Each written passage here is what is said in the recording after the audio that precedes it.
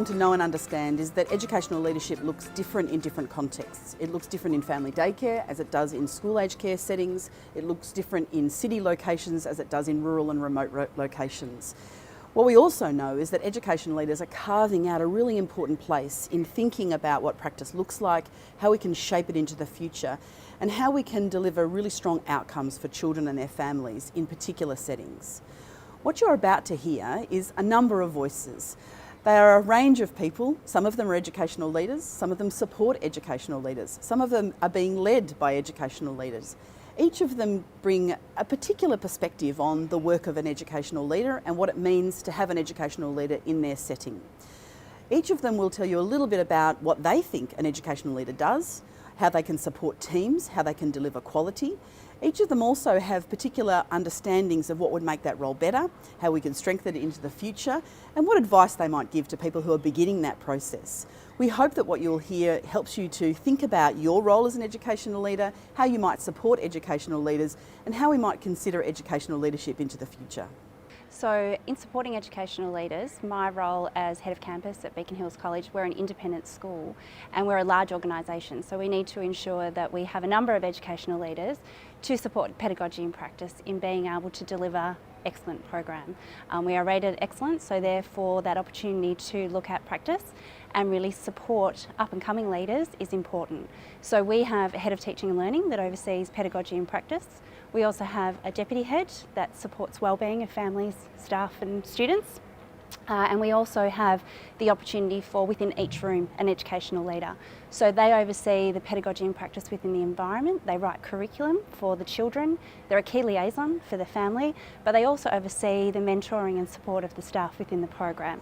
And that way, with the development of the head of teaching and learning, we have programs that support them in getting a really clear message across as to what is quality practice and how do we support families and working in collaboration to be able to achieve those goals. Being an educational leader is a mixed bag. You need to have a great many hats and you need to be super open to being super flexible. An educational leader is not my role. It's a role that I can undertake for me, 35 people. So I need to almost have 35 hats and be able to approach it 35 different ways to suit the learning styles of the people that I'm working with. It's exactly the same way we educate children. You know, we have individualised learning plans for children, we have individual teaching approaches for children. We kind of forget that we can apply the same strategies to each other, to our colleagues. So that's kind of what I love most about being an educational leader. It's like living in Queensland, no 2 days are the same. So within our service, what we've done right from the very beginning is that we've deemed it to be a rotational role as well. So it's not just because, I think initially the person who was nominated, she had been with our service the longest amount of time. She had, at the time, I think it was like 25 years, she'd been within our service. So and she was accepting of the role. She took it on board like it was a challenge, but also that it was something that she could really sink her teeth into, and she wasn't scared of it either. So that was an added bonus. And since then, we've had our current educational leader, Pavneet, is our third one that we've had within our service, and she's just grown with it. And once again, I think from also my perspective, as far as supporting her and any educational leader, is that it's sometimes being thrown in the deep end. And being open to opportunities as well, and being able to be a good communicator and be able to share that not only with the staff but also our educators and also other services as well, because we do network. We've got a good relationship with our centres within Glen Eira and also within the other services amongst the early childhood field. I'd say namely the support comes through being a really open communicator, having a real flow of information, instruction, and also being open to feedback and questioning from them as well. Also being available, I guess, in the essence of being present physically in their settings on the floor, but also mentally present as well, you know, when you're having these conversations with people and really listening to them and tuning in to what they've got to say and what areas you can support them in, whether it's a practical aspect to do with their teaching level, or whether it's more a theoretical or just general well-being as well. Yeah. So my role as educational leader is at Gary Victoria and Docklands. I've got a bit of a specific role where I work with the 0 to 3, and I do have a co-worker that has responsibility for the 3 to 5 programme. We decided to have a 0 to 3 educational leader because the learning is quite different. It's more emotion-based, it's more social-based.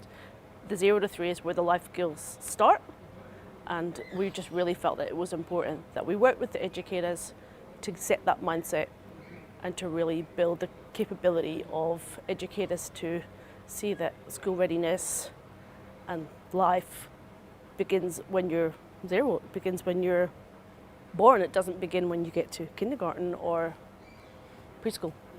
For me, being an educational leader is very rewarding. You really get to find your passions as an educator again.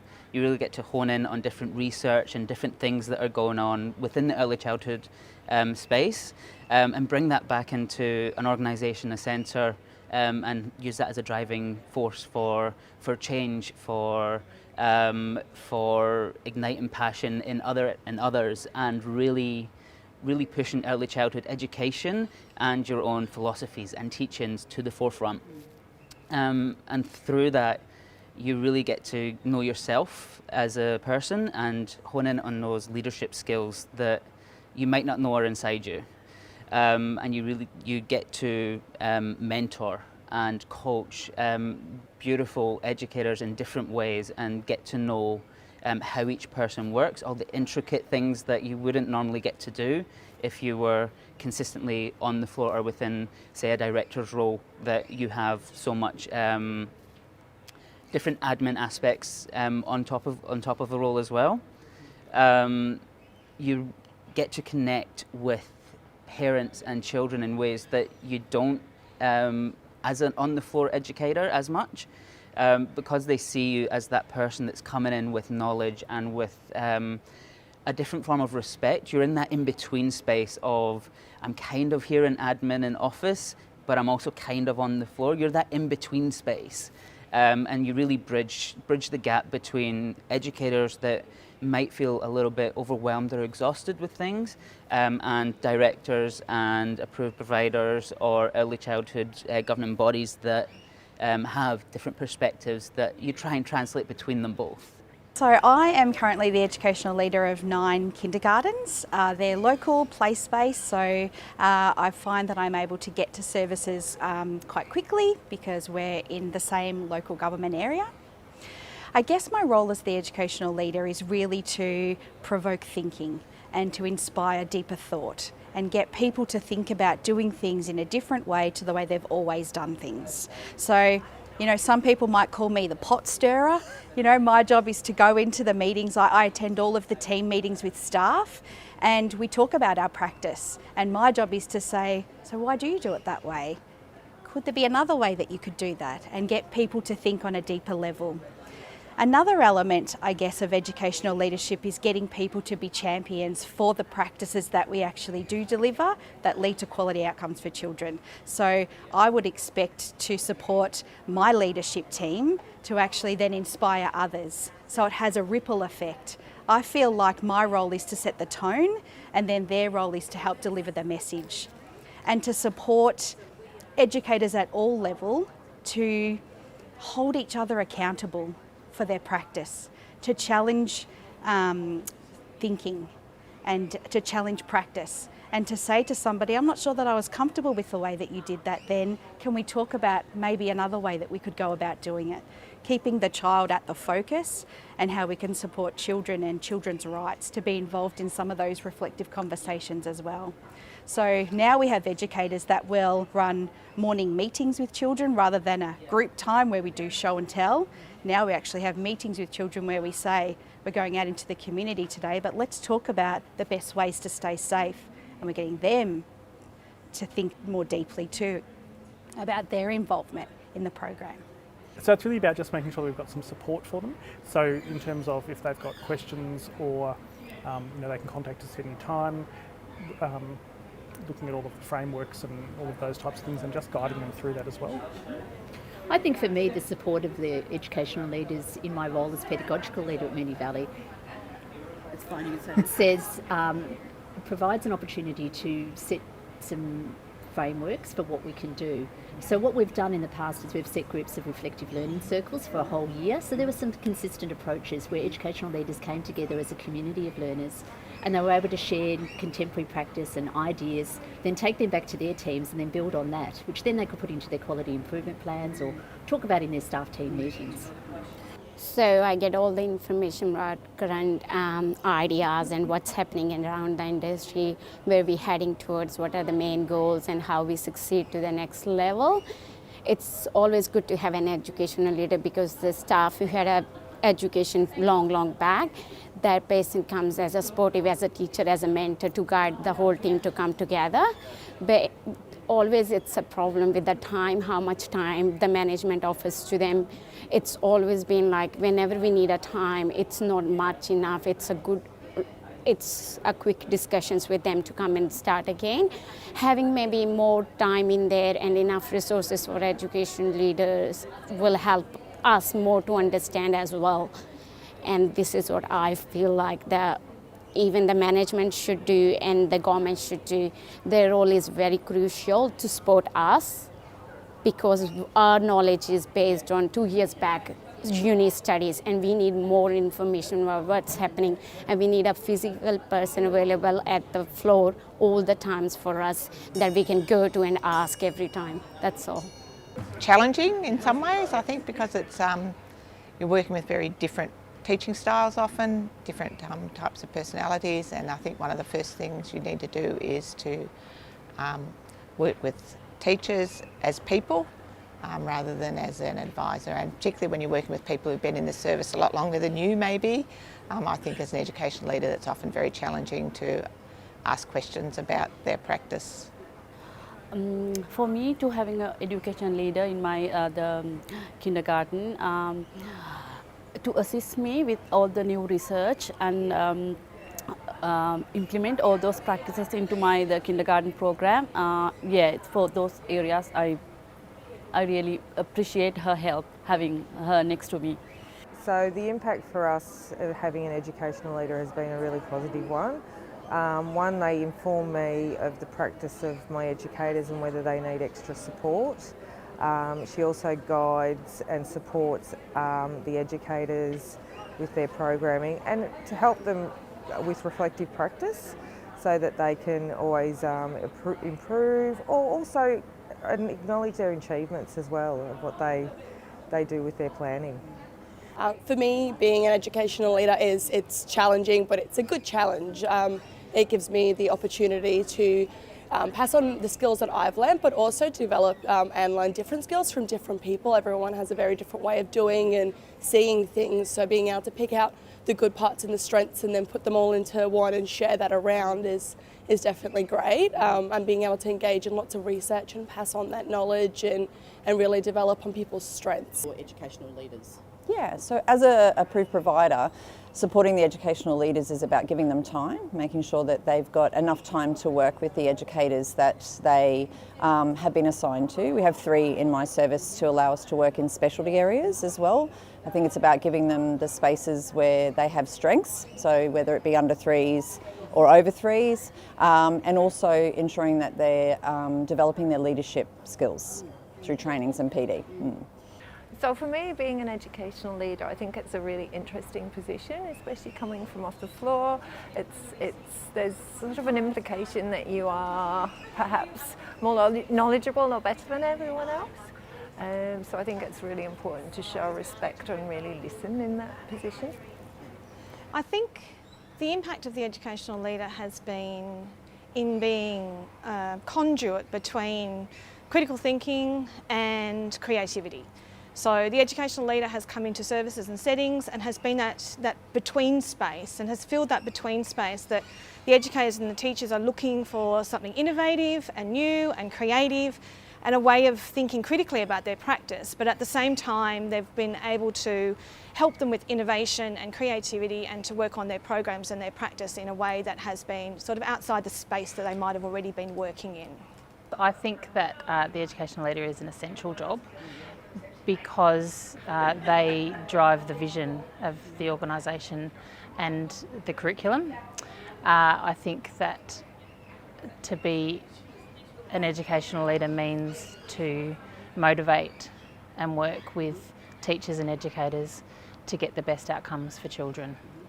So the impact on the sector that has is huge because it's difficult sometimes for teachers who are working a lot to keep their finger on the pulse of changes in the field and to make sure that the things that they're doing have vision and drive because they're doing the day-to-day things. So involvement in critical reflection with teachers and educators is also really important. I think the way that she supported me is just by being open and honest and friendly as well, and not being judgmental, and understanding the difficulties that we have in our day-to-day professions, and then being able to be there to support us. So having recently been hands-on herself, she knows about those day-to-day scenarios that really there's never a perfect textbook day. Every day is different, and to go with the flow and be resilient, that's such a strength as a leader, but also we need to use that working with our children and families because every day is different. The greatest impact of having an educational leader in our program is obviously enhancement of the entire curriculum and the program in general. I guess one of the things that's really crucial is the fact that you work alongside somebody and you're actually being able to kind of forward the common goals around the educational program because you have this person who can actually, that's their portfolio, that's what they do, that's their specialist area of learning as well as of leading. Okay, well, as Director of the service, the educational leader has not only been a fantastic aid to incorporating management and involving management in the requirements and educational programs and everything that we as an organisation require to do, but also has been a fantastic support in mentoring staff. I think how you achieve that is to make sure that you allow plenty of time for the educational leader to spend time in the room, not as part of the ratio, so that all staff of all levels can tap into that experience and knowledge and feel that they are being empowered. Recruitment of educational leaders is very challenging. We're looking for people that are passionate, that come with ideas, that they understand the core values of the organisation, but that they're actually going to challenge us in an appropriate professional way, that they're going to look at what is the next bit of research, what are we looking at to really underpin our foundation, and then how do they lead people around that. So passion, experience, and I guess experience is a range of experience. It's not always just in early childhood, but a range of life experiences. And in our educational leaders, we look at then the pathways for them to develop as well with that mentoring. So it's not always about the experience that they've had within the profession, it's the experiences that they've had in life, but their openness to what is possible and how they may create that. And sometimes it's just that spark that you see with someone that's very young with not a lot of experience to say, we can support you to grow and to develop into being an amazing leader. Well, it's something that was applied to me by one of my mentors, which absolutely annoyed the pants off me in the beginning, but I now do it and annoy the pants off everybody else. And that is to answer a question with a question. And it's that whole idea of driving inquiry. I'm always there to support, but I'm here to support you finding the answer as opposed to supporting by giving the answer, because that then doesn't build capacity for anybody. Wanting someone who is motivated, who is doesn't need to be told what to do or be directed, I think you should be researching information in this area here. Kind of like a self-starter, someone who is able, who, once again, got the enthusiasm, a self-starter, and someone who wants to learn themselves as well and has that enthusiasm, because our education is very bright and bubbly and very positive. So I think if you've got those attributes, of course, you can't be bright and bubbly all the time. You've got to have your serious side as well, but you've got to be a combo. You've got to be this wonderful person who is communicating, sharing, enthusiastic, and wanting to learn themselves as well. Yes, well actually I myself am a new person to the role of educational leader in a formal sense. I'd say just build on your own skills, be grounded in what you know your capabilities are, and don't feel overwhelmed by the list of jobs that suddenly appear and the responsibilities that you may not have been aware of that you even had. So just also finding mentors within your space as well. I'm very fortunate to be part of a larger setting. We're on site with a college, and so I sort of lean on the leadership team within the college as well to guide me. Yeah. I would say don't try and fix all the problems at once.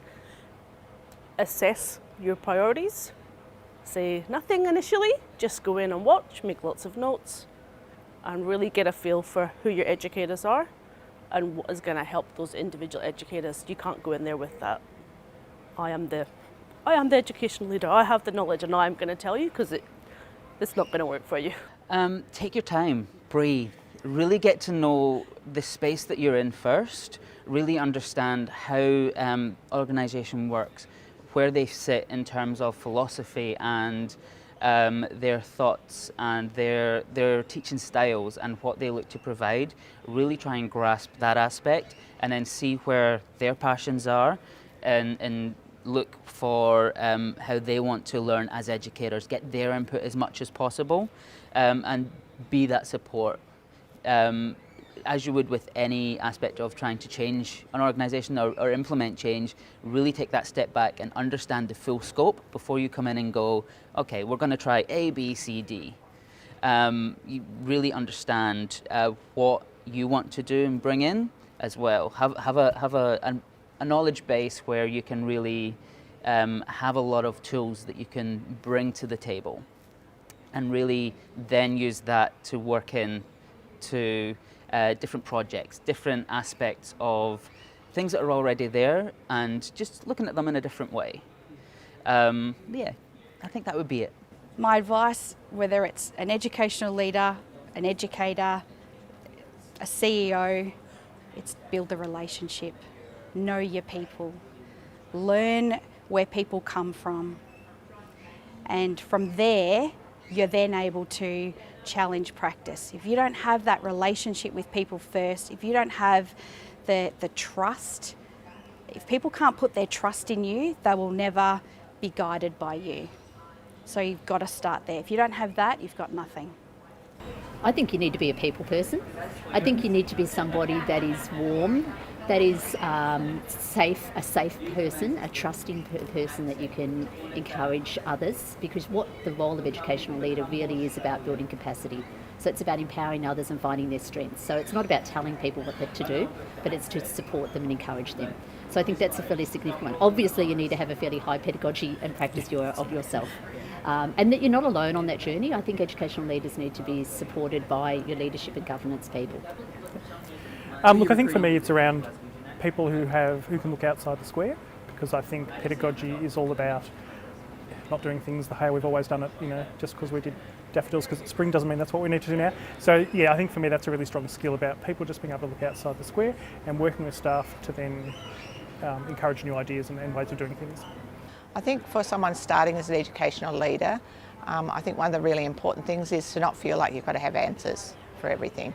Actually, I think one of the roles is that you're actually helping teachers think about what they're doing. So it's about wondering with them rather than feeling like you need to know things. I think she should be open to the latest research and what's happening in the in the industry, and having that understanding of all different practices and the approaches, having good understanding about the framework and the other related, the teaching strategies and stuff, and as well as having good personality, building good relationship with the educators, and allowing them to develop their leadership under her leadership. I think that's very important as a education leader. This person that we have has a true passion for education, and that's what really stood out for us, because she actually took over a position from someone else who at the time just couldn't manage that with another role, and she just, education's just at the forefront, and learning, children's interests, and just a very open-minded person as well, always willing to learn new things. And I think that's what she loves about her role. So, I think develop a relationship with the people you're working with, and think about, for me it was really important to know the different personalities of people and think about what it is that really inspires me. I think if you want to be an educational leader, then you should go for it, and do lots of reading and think about your passions and the passions of everybody else as well. So, to be honest, I'm looking for someone that has a personality of people. So knowledge is very important, but I also think it's something you're learning constantly. So there's always new stuff that's coming out and you're learning and researching. So I'm looking for somebody that I can support in being an exceptional leader and mentor to inspire others, not to monitor, if that makes sense, yeah. So putting your hat on and thinking about everybody's, putting the child in the centre, so thinking that you're representing the child all the time, makes it really useful, because then you can just think we're all working together, we're all working on the same side, because the child's at the centre of all this. So it's about listening and advocating for children. The people that should be recruited into these roles are those that have the capability and the capacity to make those connections between theory and practice. So it doesn't necessarily have to be anybody of a certain qualification. I think anyone has the capacity to do it, as long as they're motivated and they feel like they can actually guide those educators and teachers in their practice, be an embedded persona within the setting that's going to actually provide a framework and the support that those educators need. It is difficult. I think it is difficult to have challenging conversations with your peers, especially if you are a peer and then you step up into the role of a leadership role, because they become something different then. So I would suggest getting some support from a mentor, getting some coaching to have difficult conversations, and whenever I'm having a conversation that is difficult, I write a script. So I practice and I really think before I do it, and I check it with someone, but I think that they are difficult, but you need to do it. It's really important. And I think in the sector we need to get better at having critical reflection that is based on reciprocal conversations that people don't take personally. So we have to get better at that, and the more that we do it, the better that we'll get. I think to listen to the teachers that are there and try and empathise as well with us.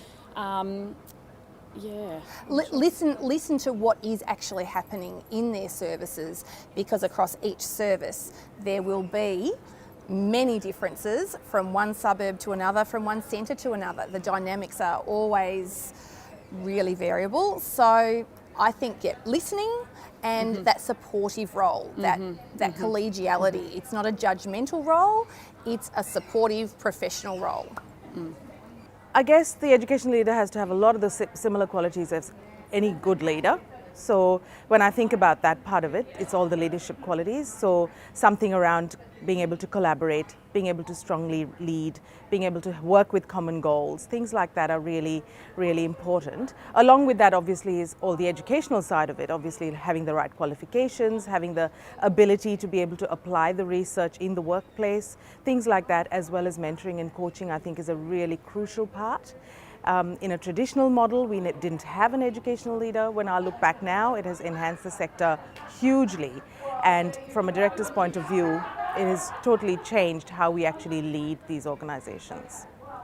I would say that in supporting an educational leader, a director has to really work very closely with that person and meet very regularly and agree on common goals of how we can raise the benchmark, not only for our services but for the sector. And from there, work together as a solid team in communicating that, not only working with your educational team, but also to the families, to the management, who are often voluntary people, and also to the local community.